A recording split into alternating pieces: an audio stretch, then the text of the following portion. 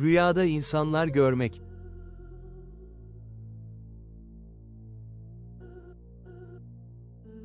Rüyada insanlar görmek, genellikle sosyal ilişkiler, iletişim ve çevrenizdeki kişilerin etkisiyle ilgilidir.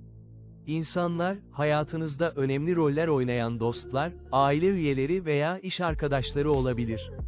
Bu rüya, kişinin sosyal çevresinin zenginleştiğine, yeni bağlantılar kuracağına ve destek alacağına işarettir.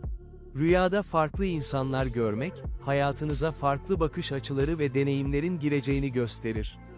Ayrıca, bu rüya bazen kişinin kendini toplum içinde nasıl konumlandırdığıyla ilgili bilinçaltı mesajlar içerir. İnsanlarla kurulan ilişkilerde samimiyet ve saygının artacağı, sosyal yaşamın hareketleneceği anlamına gelir.